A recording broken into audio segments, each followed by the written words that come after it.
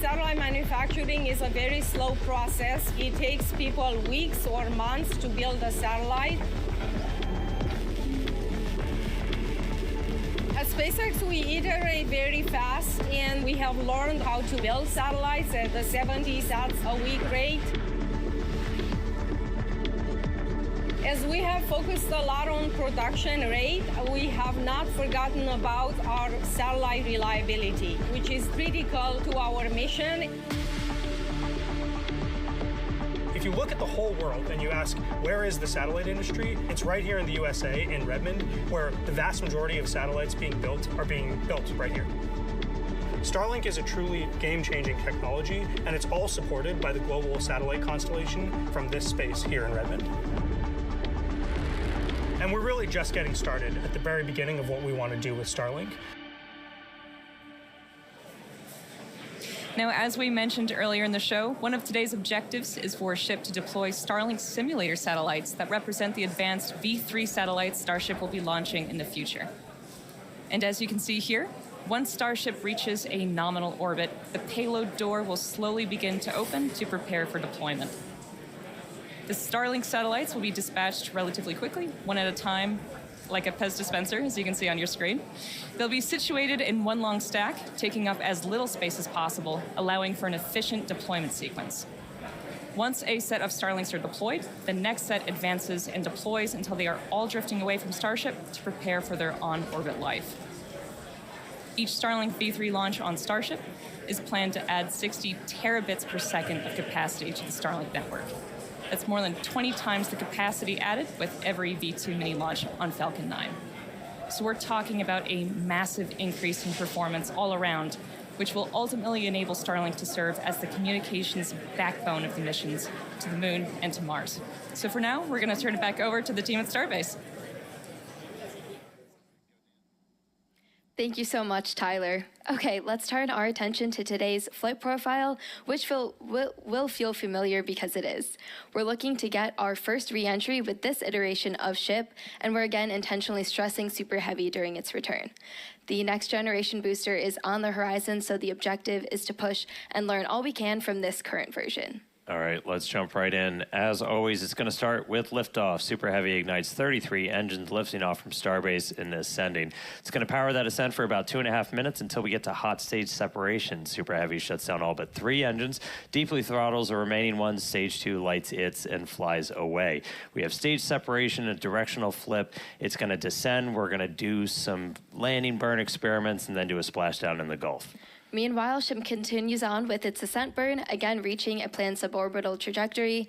We'll attempt to deploy 8 Starlink simulator satellites and then head back for re-entry, where we'll be testing multiple experiments, including missing tiles, metallic tiles, and intentionally loading the vehicle's flaps. SHIP will also attempt a flip maneuver, and if all goes as planned today, we'll conclude the test with a soft water splashdown in the Indian Ocean. So that's what we have on deck for Flight 10, which is just about 11 minutes, 40 seconds from launching. That's right, and so just a quick status check-in. So as you said, we're about 11.5 minutes away. We have some good news. We got our latest range and weather status, and surprise, everything is looking green today. Thank so goodness. that's the biggest news that we were looking for. Again, weather is the main watch item for today, but we are green right now. We're not tracking any issues with the vehicle or ground systems, so we are looking pretty good for launch. We did all of our normal pre-flight checkouts with all the different vehicle and pad systems. At this very moment, we're almost done, or we're pretty far into our prop load on SHIP, and a little bit more to go on the booster. Yep, looking closely, it looks like we're nearly closed out on SHIP, like Dan said, about 70% of the way through on both methane and LOX on the booster side. We'll continue loading prop for a while. We'll close out at about T-minus 30 minutes, 20 seconds on SHIP, and then 30 seconds later, we'll finish up loading prop on the booster. Yeah, so bottom line, a little over 10 minutes to go. Range is green, weather is green, vehicles looking healthy. We're looking good to launch right at the top of our window at 6:30 p.m. Central Time. Can't wait. All right, now let's quickly talk about Mars, since everything we do is part of our foundational mission to get to the Red Planet. Each Starship launch is to learn more and more about what's needed to make life multiplanetary and to improve SHIP to the point where it's taking millions of people to Mars. Yeah, we've shared the plan previously in the last couple of months. We're looking to start sending the very first Starships to Mars next year. These missions, not with people. We're just looking minimally viable landers. So let's just prove that we can get there. And so we're just going to focus on learning as much as possible, but looking at all of those different phases. You know, prop load, prop transfer on orbit, sending stuff out to Mars, doing the transit, doing the entry, and just doing a landing. And in our next window, around 2028 to 2029, we're going to attempt to land the initial infrastructure and start delivering more equipment as well, while evaluating available resources on the red planet. And we will also have Optimus on board for the ride, who is designed to do the initial heavy lifting. Well, looks like we're doing some flap checkouts real quick on the ship as we are coming up on 9 minutes. Back to Mars, though, as those wrap up by about 2030, 2031, we'll continue to increase the payload per ship, build out more infrastructure out there on Mars's surface, start to mine some of those resources, set up some propellant generation plants, build up some fuel and some oxidizer to send Starships back from Mars. By the time we get all the way to 2033, we're looking at double the amount of payload we're sending with each ship as we get closer and closer to building a self-sustaining presence on the red planet. Yeah, definitely lots of exciting missions ahead of us, and these are going to be crucial to setting up what we'll need for humans to eventually inhabit the planet, and we won't be doing this alone. The Italian Space Agency and SpaceX recently signed a first-of-its-kind agreement to carry Italian experiments on the first Starship missions to deliver customer payloads to Mars. So these payloads will include a plant growth experiment, a weather monitoring station, and also a radiation sensor to gather scientific data during Starship's approximately 6-month interplanetary coast phase from Earth to Mars and also on the Martian surface. It's a really exciting mission, makes showing up for work really fun for us. We're going to need to launch a whole lot more, though. So while we're just under 8 minutes away from launch today, let's head back over to Tyler and Hawthorne, talk a little bit about how we're going to be increasing the number of Starship launches going forward. Tyler? Thank you, Dan and Amanda. So to put it plainly, in order to launch more Starships, we need to build more launch pads. And that's exactly what we're doing at Space Launch Complex 37 at Cape Canaveral Space Force Station in Florida. Now, Pad 37 has a storied history, most recently with the Delta IV rocket and for the missions for the U.S. government. And prior to that, the pad supported critical development for the Apollo lunar program in the 1960s. And we are honored to have the opportunity to continue making spaceflight history at Pad 37 with Starship. But first, we need to optimize the pad. So earlier this year, we started dismantling some of the existing infrastructure to prep the site for Starship operations. This will include up to 76 launches a year, with up to 152 landings at that location for Super Heavy and for Starship. And to support this flight rate, we plan on building 2 launch pads. Each will have 1 tower that can support launch and landing, plus deflector systems, launch mounts, and water deluge systems. This will also include a propellant farm that will produce propellant on site and serve both launch pads. So there is a lot of work in progress, but Pad 37 is only one part of our plan for Starship operations in Florida. A few miles away from Pad 37 at Kennedy Space Center, our 380-foot-tall vertical integration facility called Gigabay is under construction. Once complete next year, Gigabay will be capable of housing multiple Starships simultaneously for rapid assembly and integration. And meanwhile, at Launch Complex 39A, we're building Starship's infrastructure to support up to 44 launches and up to 88 landings a year, independent of operations at Pad 37. So with 2 launch complexes in Florida, we'll have the ability to fly up to 120 Starships annually, not including our flights from Starbase. So action is well underway in Florida. How's it looking in Texas? Thanks, Tyler. Things are continuing to look good for launch here in Texas, so getting pretty close here with just under 6 minutes left. You mentioned Gigabay. We're currently laying the foundation for a Gigabay here at Starbase as well, and we expect it to be up and running sometime next year.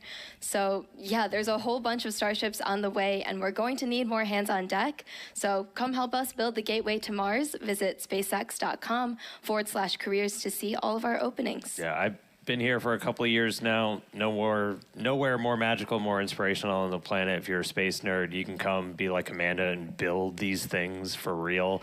It's pretty insane. It's super exciting. And yeah, come check us out. All right. Absolutely. It's surreal to be here for sure. Okay, so we are looking like we're about 5 minutes away from launch and heading into terminal count.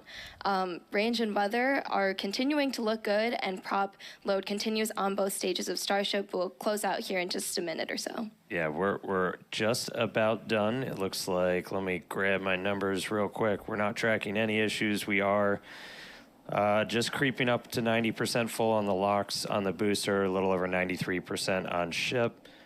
Fuel on the booster, and then ship we're just about to close out, so only a couple of minutes to go there.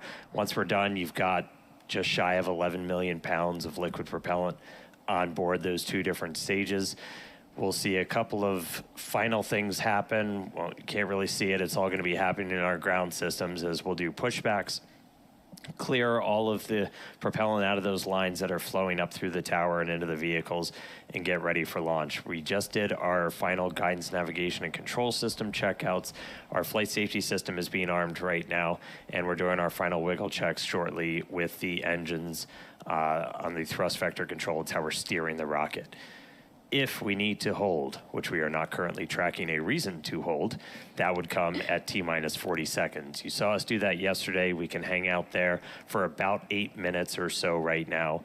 That's the point. It's built into the countdown. If we need to wait for clouds that just won't go the heck away or any other issues, we can hang out at T-minus 40 for a bit. But at the moment, we're not planning to do that. Now, once we pass that T-minus 40-second mark, a number of events are going to occur in rapid succession. The ground spin and ignition systems come up to flight pressure. Ship will switch over to internal power, and after that, the QD arm lockout is removed in preparation for retraction, which occurs shortly after T0. And once we pass that T-minus 40 seconds, we do still have the ability to then recycle the count under certain conditions back to T-minus 40 seconds and hold there to assess what happened, and if we can proceed again back down to liftoff.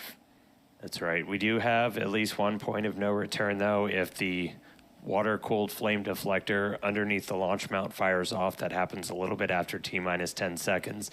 That doesn't turn off once it starts going, so we would have to stand down for the day if we do hit a hold or an abort at that point, so we can refill water tanks.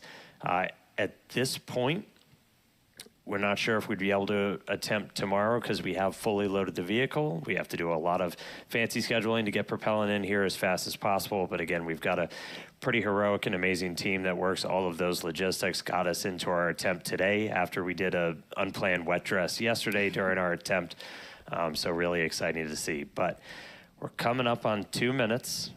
We've got a green range. We are green for weather. Green has always been my favorite color, only more so now. And we are not tracking any issues with the vehicle today. So we are looking good. 2 minutes to go.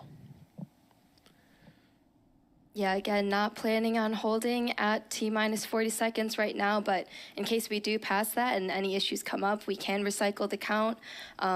We're pretty lucky that we have this ability. Falcon doesn't have that built in, but being a developmental program, this affords us a lot more flexibility, so super useful to be able to have that. But again, not currently tracking any issues, so hopefully we'll be good to launch today. All right, coming up on 90 seconds, we've got a pretty good crowd gathering with us right outside Star Factory here at Starbase. Looks like we're getting a quick TVC, that wiggle check. This is my favorite view of the rocket. Right under the launch mount.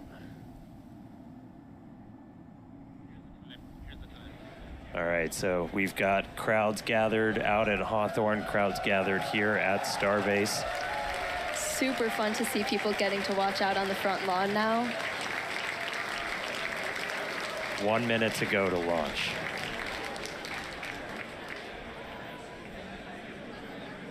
All right, so again, our hold point comes up at T-minus 40, not tracking any reason to stop there, so we should see us go right through that. All right, we are through T-minus 40. We are counting down. We're gonna let our flight director, Maciek Batura, take us the rest of the way. 30 seconds, the 10th liftoff of Starship.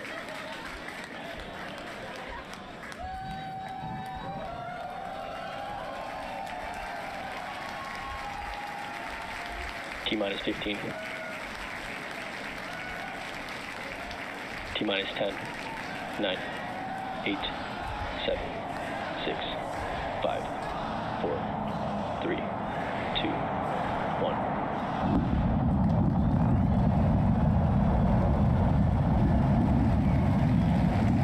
We have liftoff.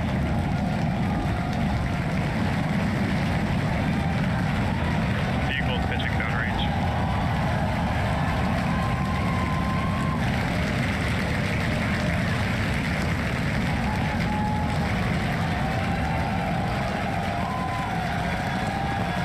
Booster chamber pressure nominal.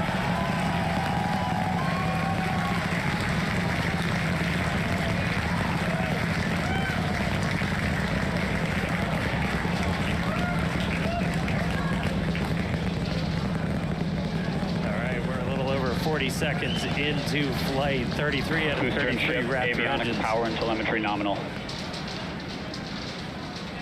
Getting good call outs, healthy systems on the booster as it starts to pitch over the Gulf.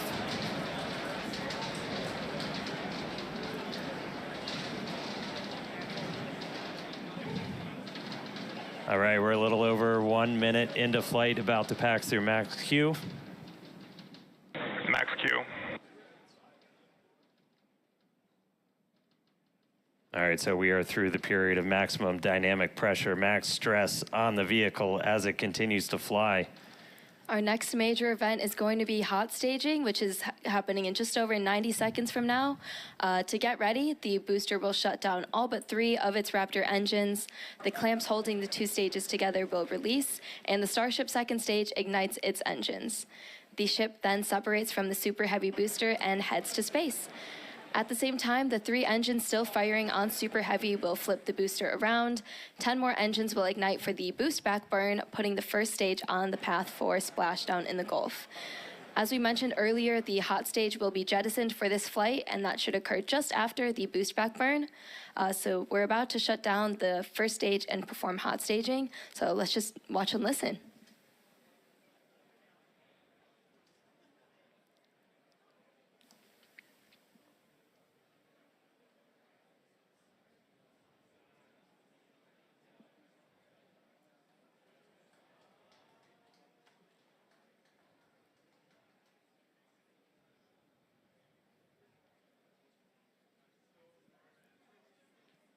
All right, seeing the engine start to throttle down.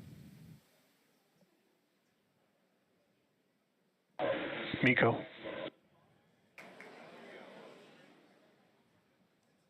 Ship ignition. Boost back burn startup. Stage separation.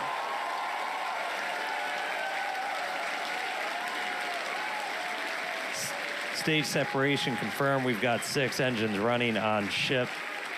Booster is doing its boost back burn, continuing now towards its splashdown site in the Gulf. Ship We have Raptor seen chamber all 6 pressure is Raptors nominal. lit up on ship.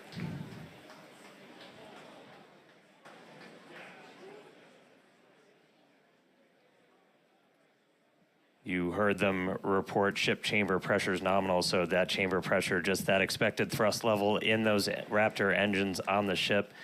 3 vacuum optimized, Ship 3 sea avionics, level, power and all telemetry looking nominal. good.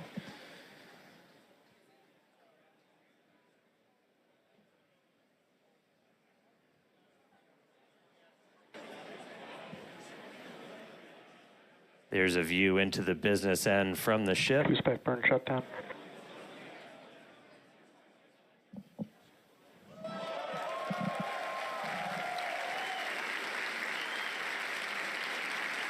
All right, so at this point, we finished our boost back burn, so that was shut down. So that's the first of the 2 burns after a launch that the booster's going to do today. So now it's headed towards the Gulf.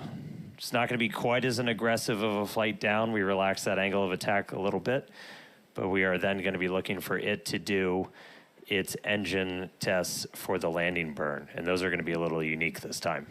Yeah, typically we start with all 13 inner engines lit for that landing burn and bring that down to just the center three.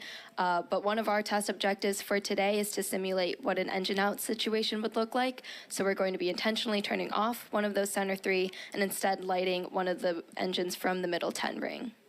Yeah, we did see one of those engines in the middle ring shut down during the initial ascent. Oh, looks like we have hot stage jettison. You can see it floating away there to the left of the booster.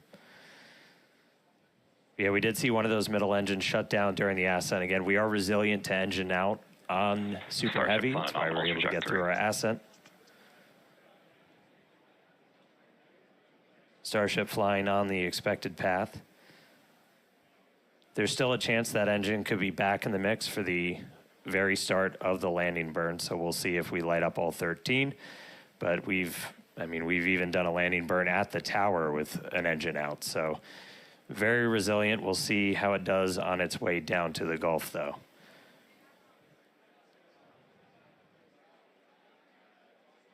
All right, so we got a couple of minutes. That landing burn start should be just about 40 seconds away.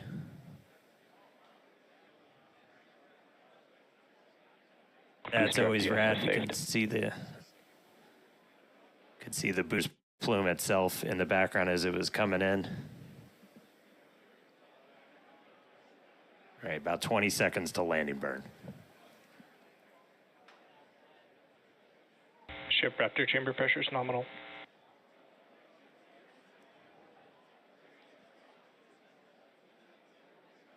All right, here we go. Landing burn startup. Looks like we got 12 of those 13. Down to 3, including one of the middle ring.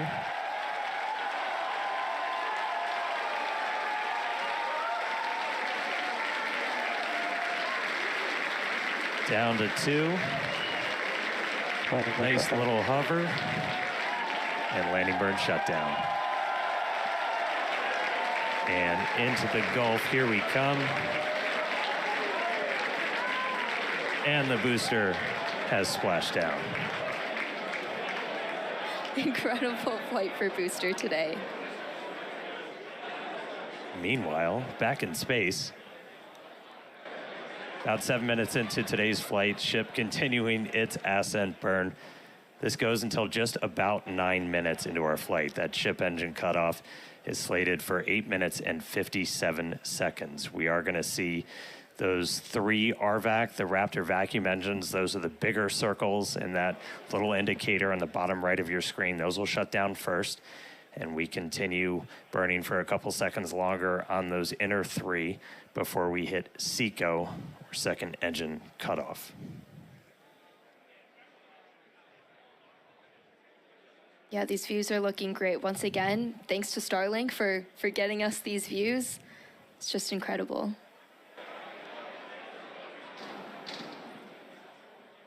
And we just heard the sound from booster. It's like we just got a late boom from the booster.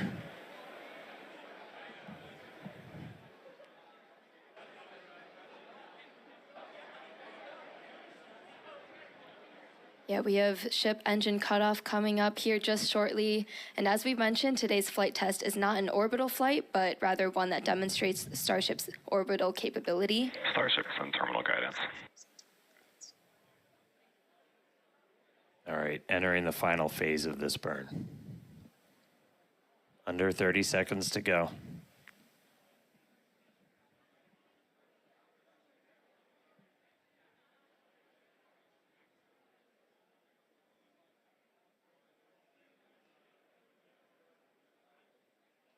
All right, shut down the vacuum engines.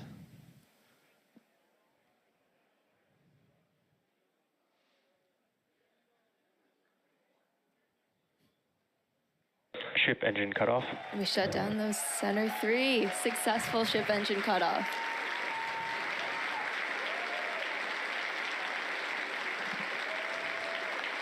SECO, baby. There we go. That's what we want. Nominal orbit insertion. All right, we just heard the call out for nominal orbital insertion.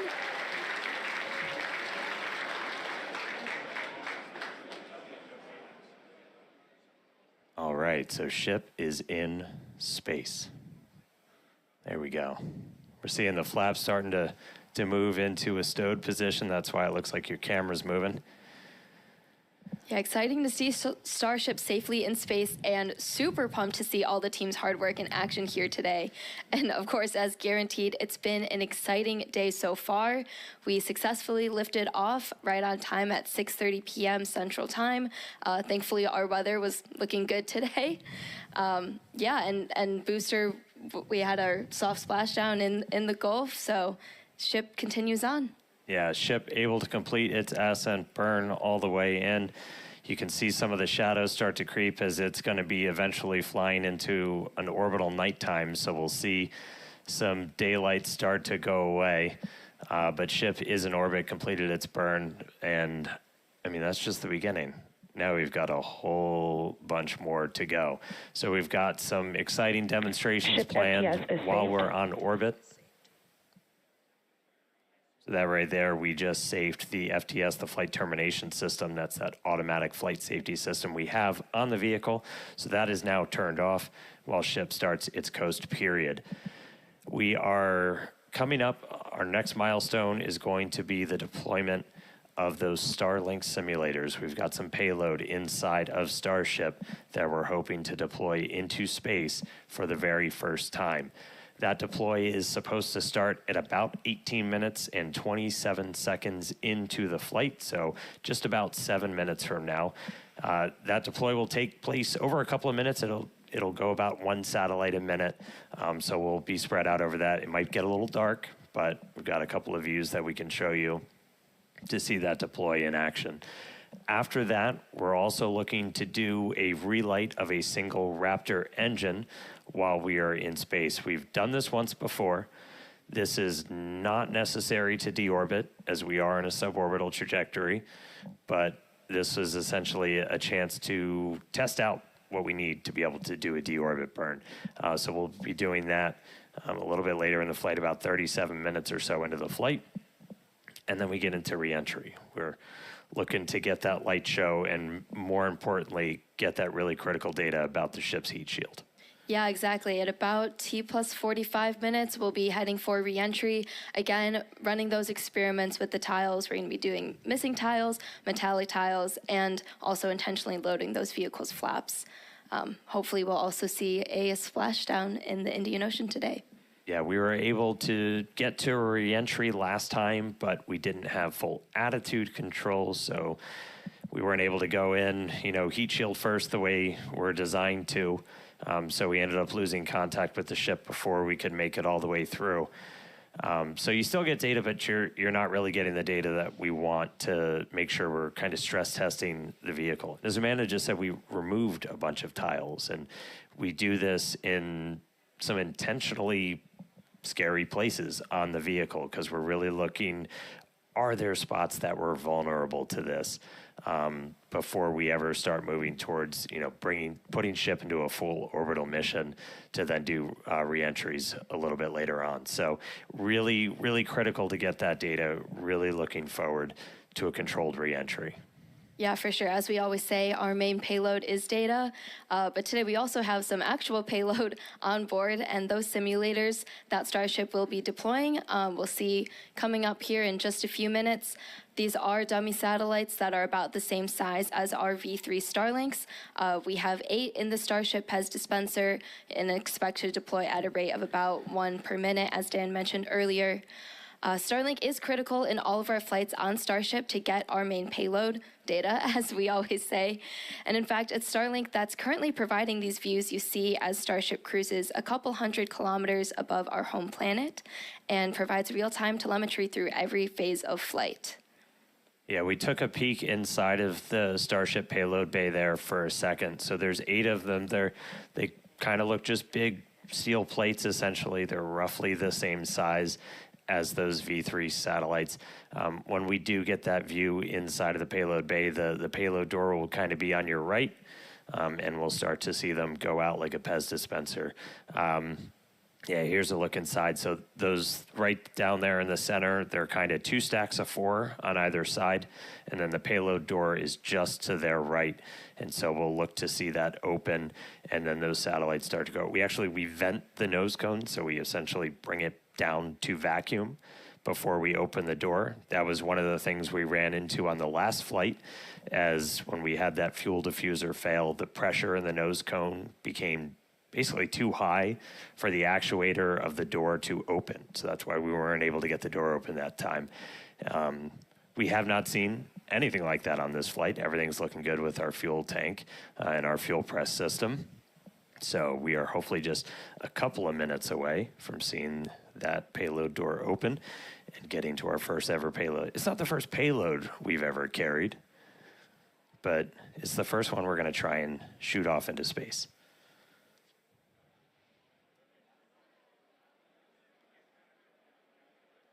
All right, so I think we're supposed to open the payload door in just about a minute and change.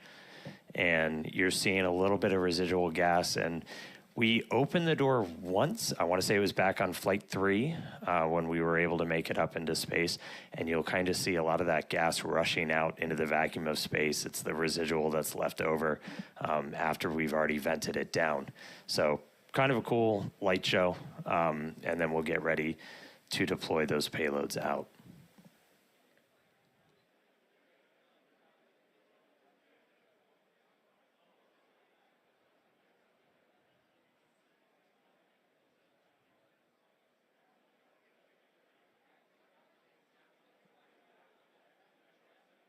And as we mentioned, so we have crossed over now at this point into an orbital nighttime. So views from the outside will get pretty dark, but we'll see what we can see. We do this by design. We've been launching these later in the day here in Texas to try and get daytime views when we splash down. So it's daytime over in the Indian Ocean, where we are currently headed.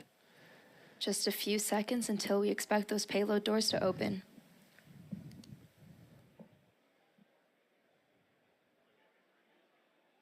All right, one more time. Open the pod bay doors, Hal.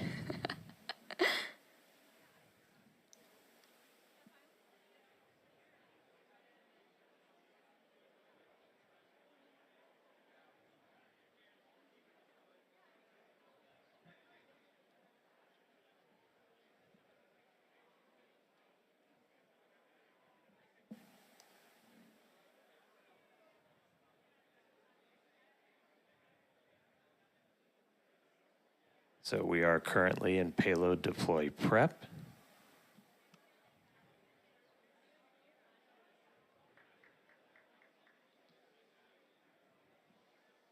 And the door is open.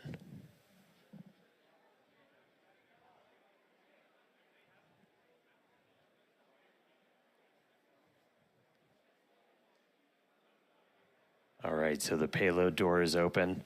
We should see the first satellite start to deploy at about T plus 18 minutes and 27 seconds. So should be only about 30 seconds. So one step closer. Hal listened this time. He cooperated. He opened the payload door for us. There's a view kind of behind the Pez here, looking out into the vacuum of space. About 15 seconds until payload deploy.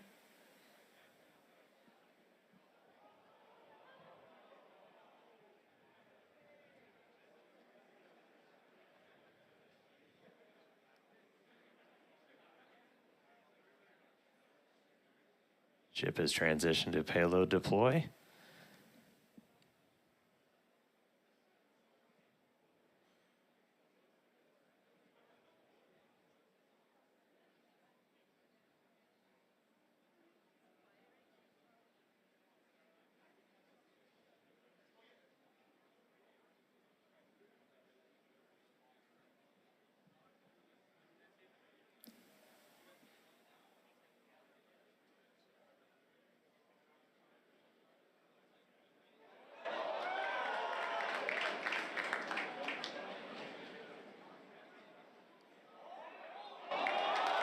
There we go.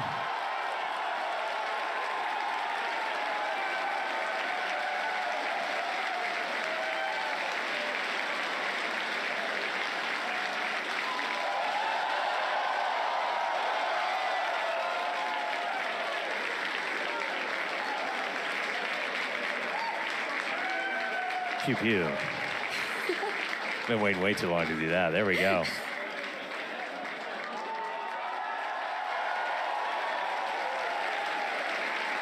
There goes another one.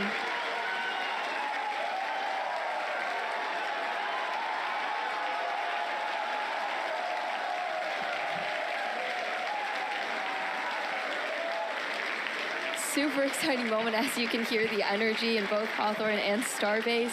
Everyone's super excited for finally getting to deploy some of those simulated satellites. Pez system moving down. Next row. There we go. As we said, we're going to do about one every minute or so. And this is just kind of a dress rehearsal for when we're going to be deploying the V3 satellites. And these are just a massive, massive increase to Starlink's capability. Each one of them has it's 60 terabits per second of capacity that's going to get added to the network per launch. That's 20 times more than what we're adding with every single Falcon 9 launch today, which, you know, step increase in capability. There goes another one.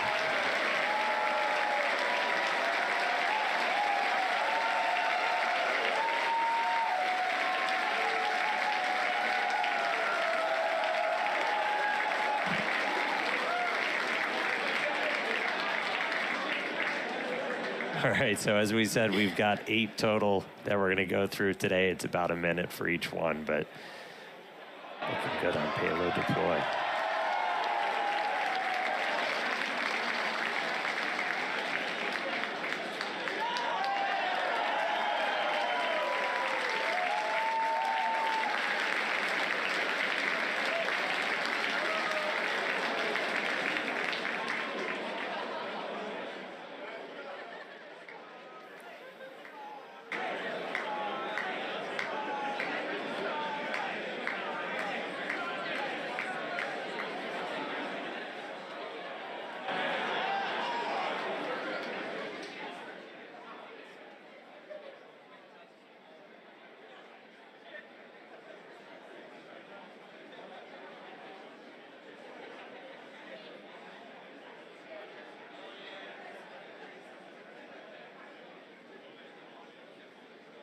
All right, so we're about halfway through.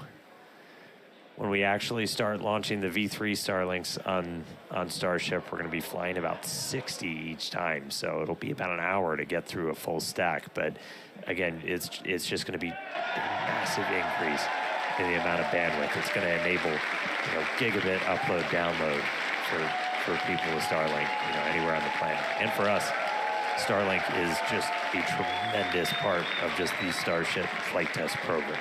Yeah, absolutely. Always getting us that data. And yeah, the amazing views we have on the vehicle today. Yeah, views brought to you by Starlink of us deploying Starlink simulators before we deploy actual Starlinks. How deep does it go? All right, another one firing out.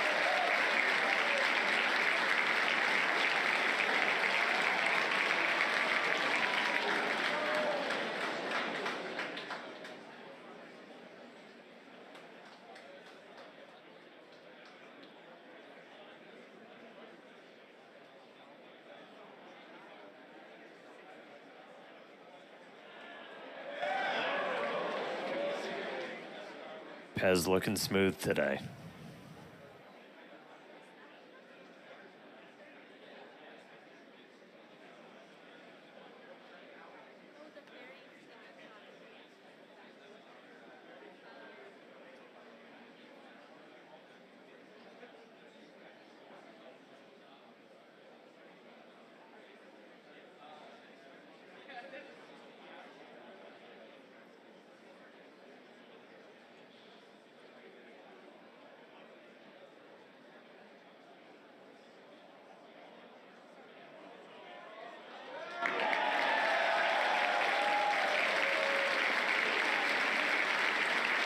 All right, looks like we've got one left. Almost there.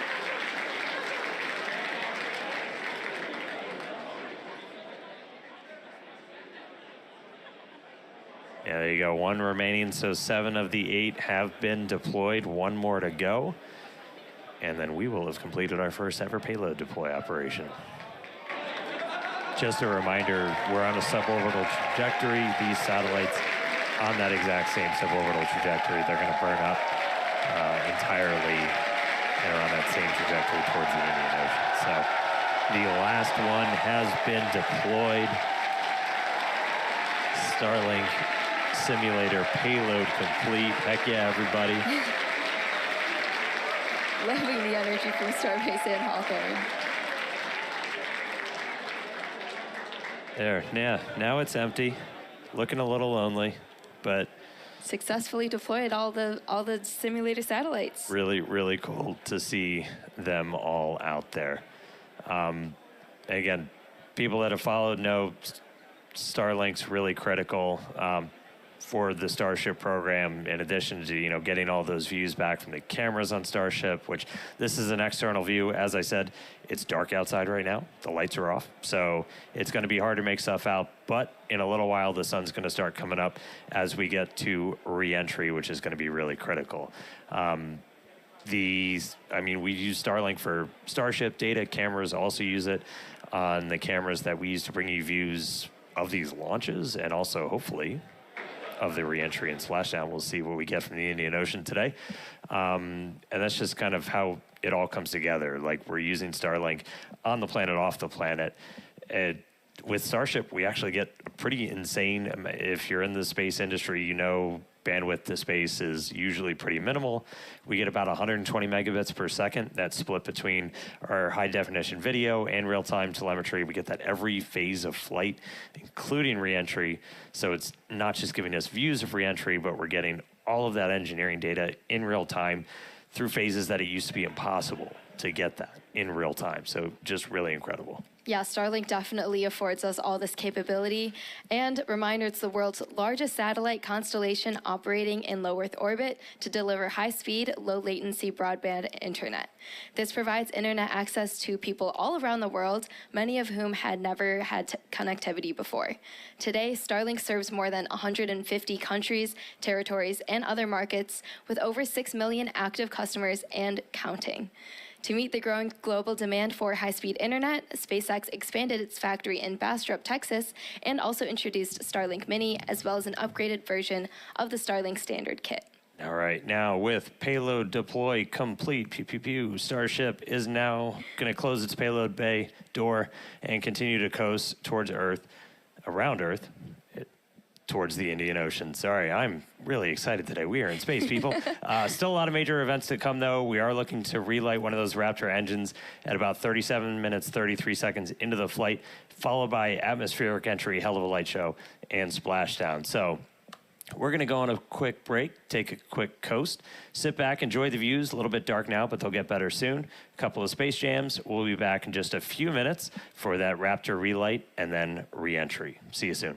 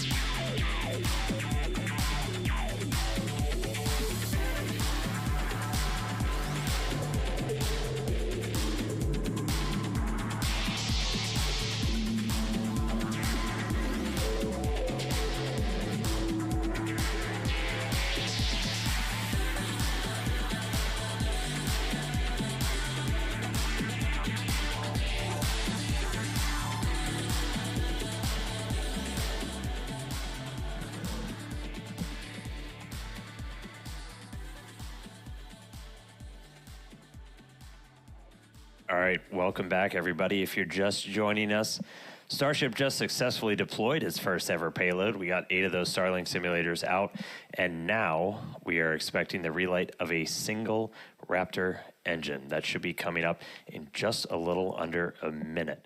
We're going to be lighting just one of those Raptor sea levels in the middle there. This is not a deorbit burn. It's a demonstration of what we'll have to do for deorbit burns, but we've done this once before. This is something we're really going to have to do when we're doing orbital missions, so it's a pretty critical test. We are just a couple seconds away.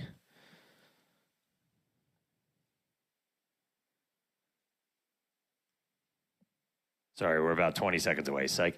So we got a little bit more time. So we are going to see one of those Raptor engines light back up.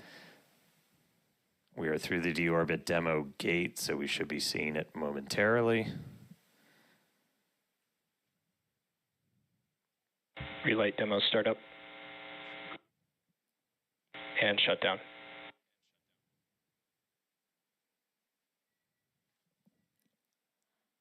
All right, looks like we confirmed the relight of one of those center Raptor engines.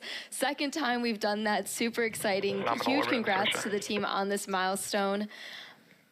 Very exciting to see. That was a cool light show. Yeah, I get to do a mini version here. So again, that's going to be really critical for when we're doing deorbit burns. Like as you're going through, which if you don't have one of these, my God, they're so much fun. But like you're able to actually like light. Oh, Dan, turn it on. Light that engine. Not set my co-host on fire. And that's what we'll eventually do to, break out of orbit, come back down to Earth. So really cool to see one of those engines light back up again in space. That was our last in-space thing. Very exciting. We're going to be heading back for re-entry at about T plus 45 minutes. So we're going to take another quick break, and we will see you soon.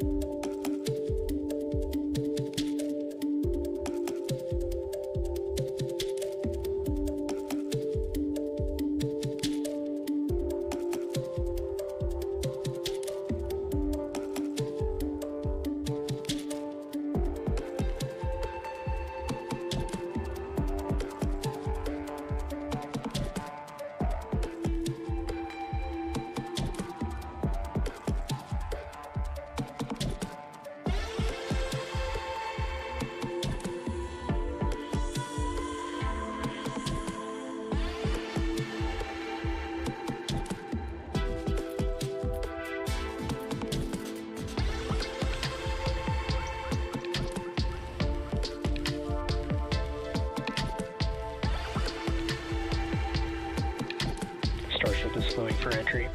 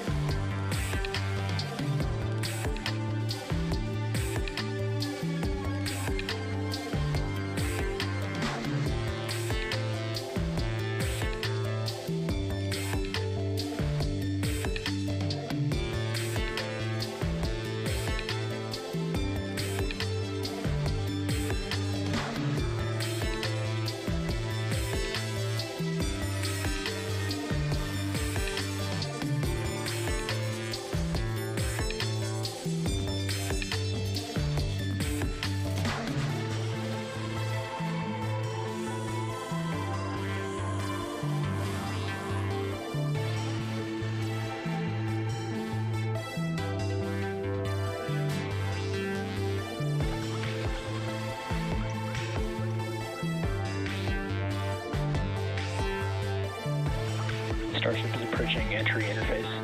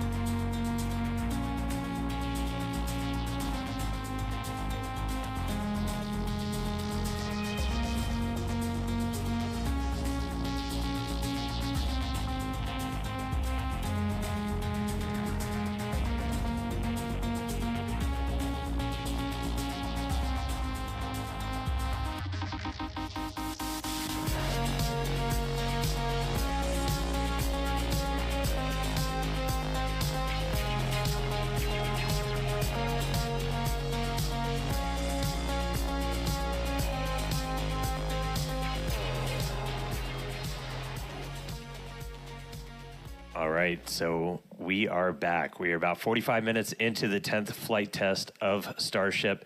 And as you can see, the light show has started. Re-entry has begun. We are starting to re-enter the Earth's atmosphere. We're moving about 5 times the speed of sound, and we're about to start barreling through the Earth's atmosphere and head for a splashdown in the Indian Ocean. We don't plan to recover the spacecraft today, but if we do make it all the way down to the water, who knows? But the goal of this part of the flight is to learn as much as we can about the ship's heat shield. A fully reusable, rapidly reusable heat shield for a spacecraft has never been done before. It's one of kind of the hardest engineering challenges still out there for us. And so this is a time to really dig in and get that data. Yeah, absolutely. And re-entry is a critical phase of flight, so we'll need information on how the ship's system end up performing. And Starlink will also help us gather as much data as possible, which is really the main reason why we do these flight tests. Starlink provides us with one more path to collect data to help us rapidly iterate on Starship's design. And if the ship manages to make it all the way to re-entry, we'll collect valuable data on the spacecraft flying through the Earth's atmosphere at hypersonic speeds, or more than 5 times the speed of sound. Yeah, throughout history, a lot of times this is when you go into just a complete data and insight blackout, where that plasma sheath builds up around the outside of the spacecraft that blocks all of your signals that are trying to fight through to talk to either satellites out in space or towers down on the ground. Starship's big size kind of gives us a wake, but what really helps us punch through is the fact that we're using Starlink. We're operating at just a much higher frequency. That's not what we want to see. So we just saw some of the aft skirt just take a hit. So we've got some visible damage on the aft skirt. We're continue to re-enter though. And again, we are intentionally stressing the ship as we go through this. So it is not guaranteed to be a smooth ride down to the Indian Ocean. We've removed a bunch of tiles in kind of critical places across the vehicle. So seeing stuff like that is still valuable to us. We are trying to kind of push this vehicle to the limits to learn what its limits are as we design our next version of Starship. So 47 minutes, 45 seconds into the flight, excitement ticking up a little bit on re-entry already, but the light show is continuing. This re-entry is going to take about 20 minutes or so until our planned splashdown. We were trying to splash down about 1 hour and 6 minutes into the flight. Yeah, and one day Starship is designed to land on Mars, where there are obviously no runways or other humans to help us out. So we are doing propulsive landing instead of more traditional means such as parachutes. And propulsive landing enables us to have more rapid reusability with these vehicles. Yeah, the ship itself, it's a little over 50 meters tall. We've got those 6 engines on board, the 3 vacuum, the 3 sea level, and they're down in that aft skirt region, which flaps have control. All right, so at this point, the flaps have control. That means we're getting into a dense enough part of the atmosphere that the flaps can start controlling us. We're not only reliant on those kind of reaction control system thrusters. We're going to continue hearing some callouts as the ship makes its way back to Earth. So when we hear entry max heating and entry max Q, that will mean the ship has made it through the maximum heating and aerodynamic loads it will experience as it returns. So if it makes it through those, we can say we're doing pretty well. I will say I'm happy re-entry cleaned off this camera for us. It was a little dirty from the weather, so thank you, Plasma, for giving us this view as we start coming down.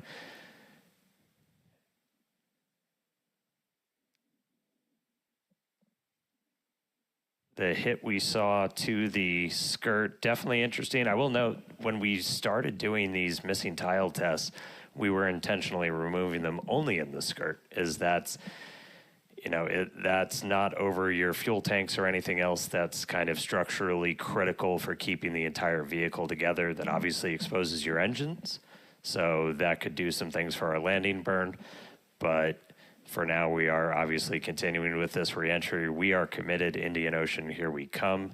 50 minutes since launch.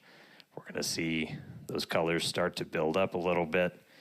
We are at the point where we're in dense enough atmosphere that the flaps have control.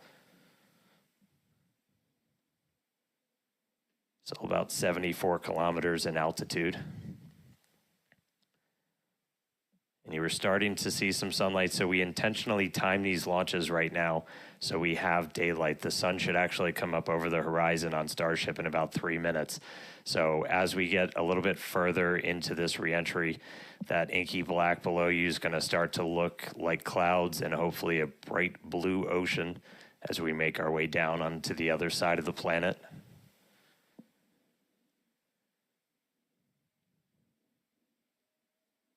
We've got these cameras. These cameras are really cool. We added these several flights ago, looking directly at the flaps as not just the heat shield, but these flaps, how they're able to control the vehicle, withstand that re-entry, the seal locations, so kind of where they connect to the ship itself are some of the most critical.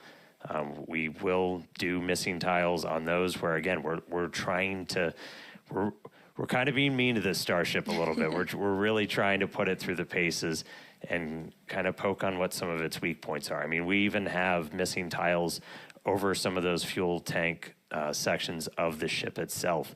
And so we're really trying to see what are our limits. We're doing this over a completely empty area over the Earth.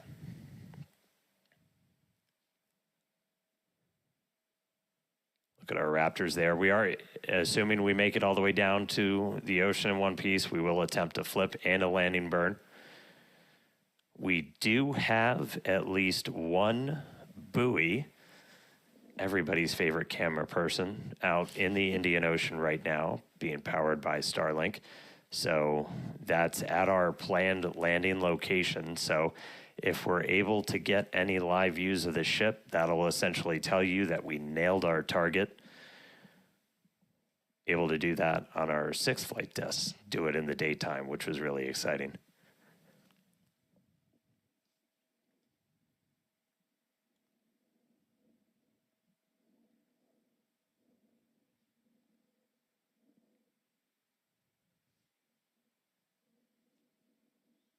All right, so we're about 10 minutes until we're probably going to start hearing some of the other big milestones coming up. Yep, in about 10 minutes, like Dan said, Starship will be transonic. This is going to be the period of flight where the velocities of airflow surrounding and flowing past the vehicle are concurrently below, at, and above the speed of sound, so somewhere in the range of Mach 0.8 to 1.2. For reference, commercial jets have a range of cruising speeds, but most of them fly at speeds between Mach 0.74 and Mach 0.85, so that's 480 to 575 miles per hour or 770 to 930 kilometers per hour. And after transonic comes subsonic. That just means you're slower than the speed of sound. We're still well in excess of that right now. But by the time we hit subsonic, we're essentially belly flopping down. There we go. There's that sunlight. So we're seeing the Earth now come back into view. One of the other things we're doing during this, and you're going to see Starship kind of pitch in some pretty, not extreme ways, but a little extreme, as we're trying to really stress the structure of the ship itself, specifically those aft flaps, so the ones in the very bottom of the vehicle.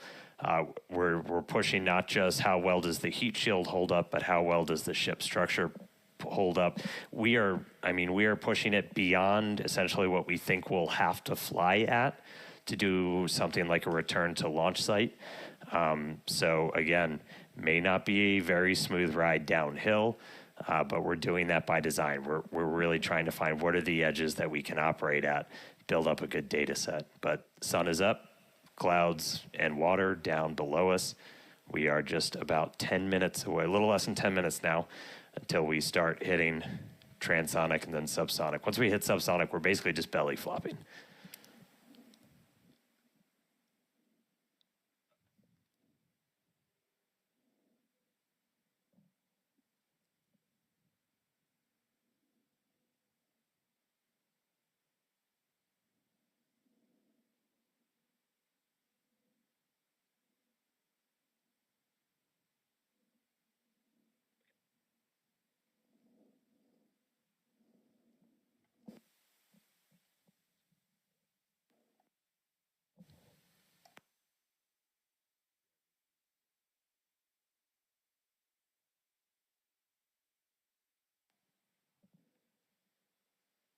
All right, so about 55 and a half minutes in, you can see the sun is up. Again, we intentionally designed these flights to lift off in the evening here so we get these daylight views so we can get as good a video as possible on the ship, assuming we make it all the way down. We've got at least one buoy powered by Starlink that's out there in the landing zone in the Indian Ocean, hopefully giving us a view again.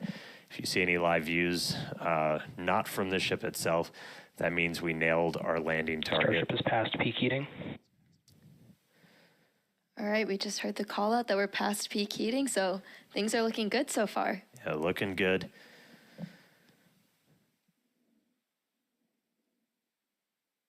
And at this point, again, the flaps are controlling. So this movement you're seeing is that forward flap moving to try and just maintain control, maintain attitude of the vehicle as we're coming down.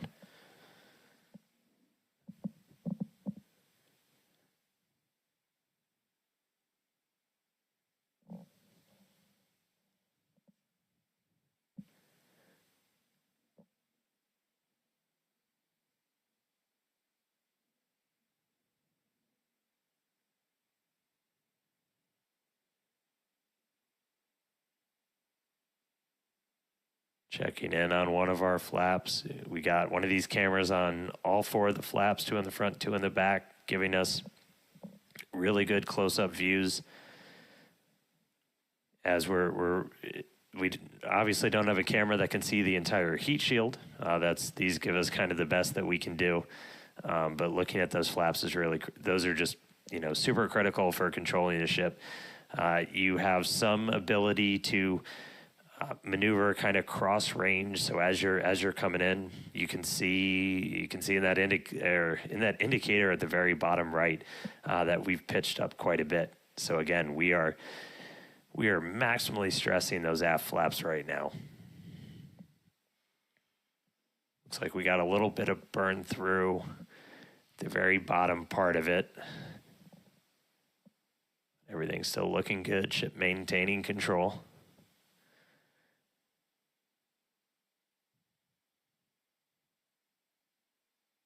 We should be just about 5 minutes away until we hear that we're transonic.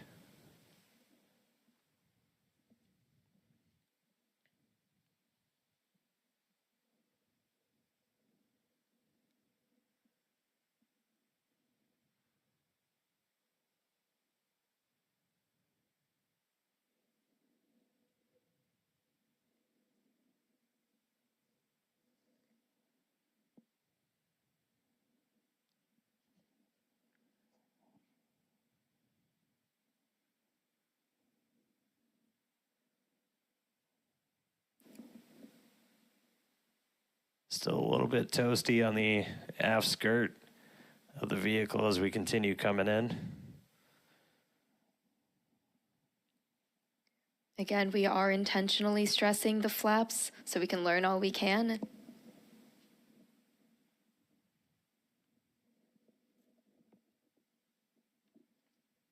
All right, so now we're already well past peak heating.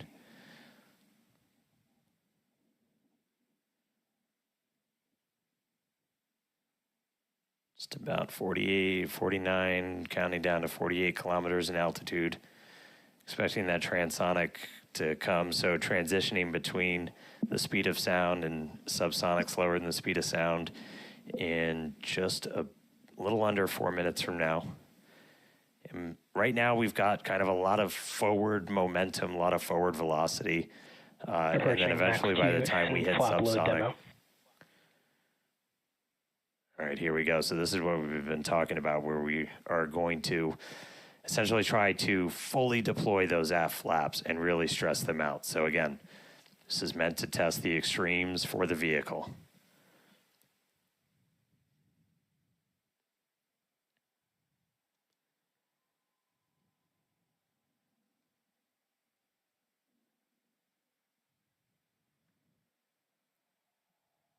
All right.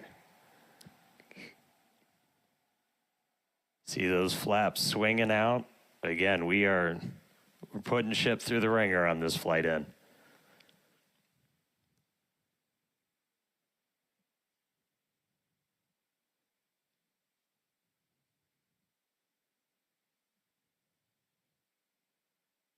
It's like we're still maintaining control.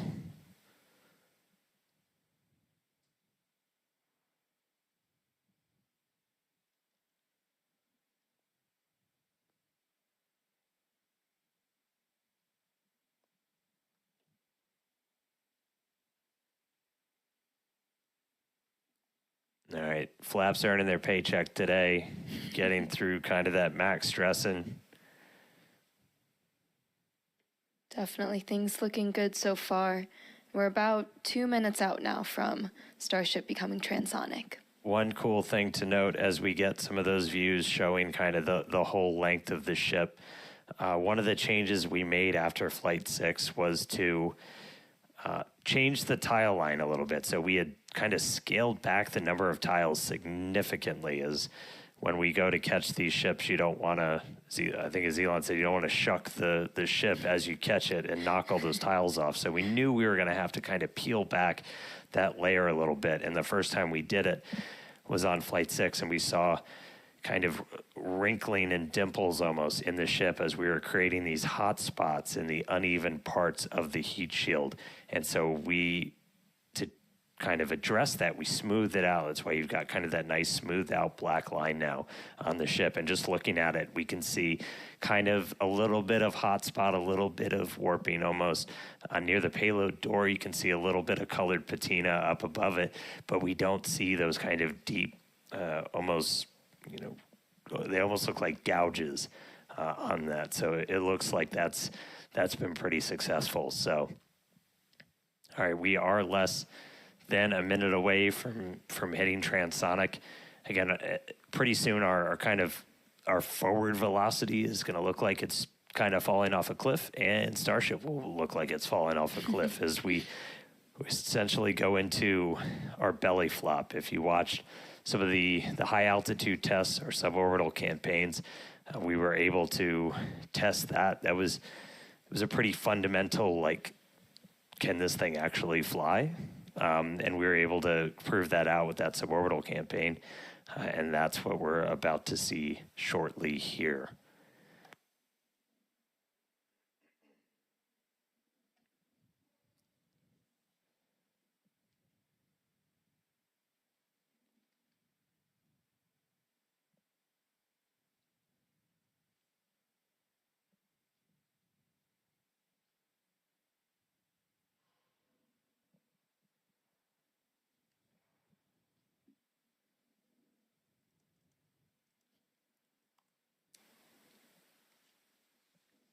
All right, so at this point, we've dropped below the speed of sound, so Starship itself is subsonic.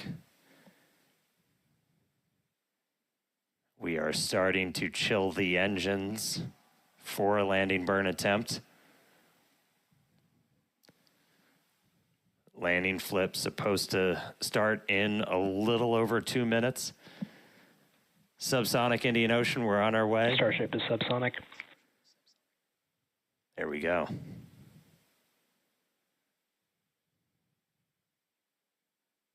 Farewell, space.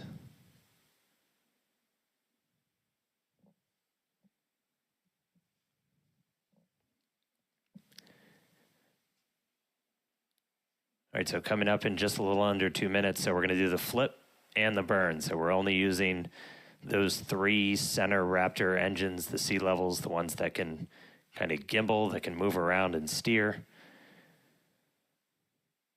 Dipping the nose down a little bit.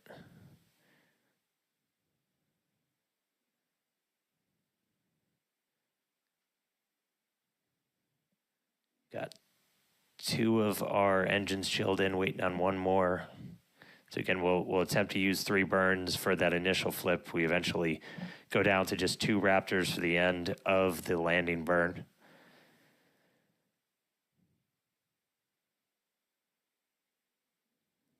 Just about 1 minute now from that landing flip and landing burn start.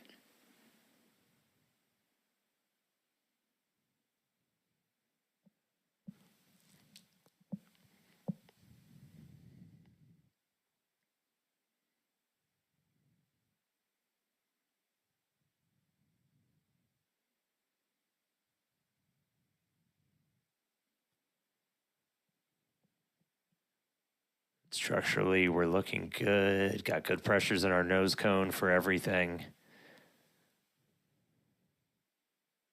Just about 30 seconds. So again, we're going to look for the flip. So Starship's doing its belly flop right now. We're going to do the flip. Swing out. Let's punch through some clouds first.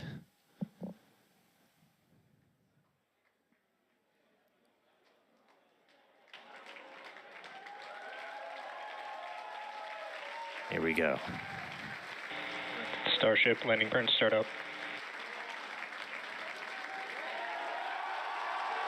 Seeing 3 engines.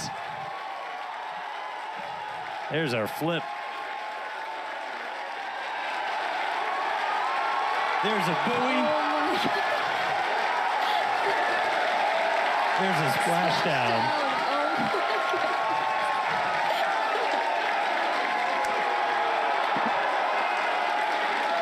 Hey.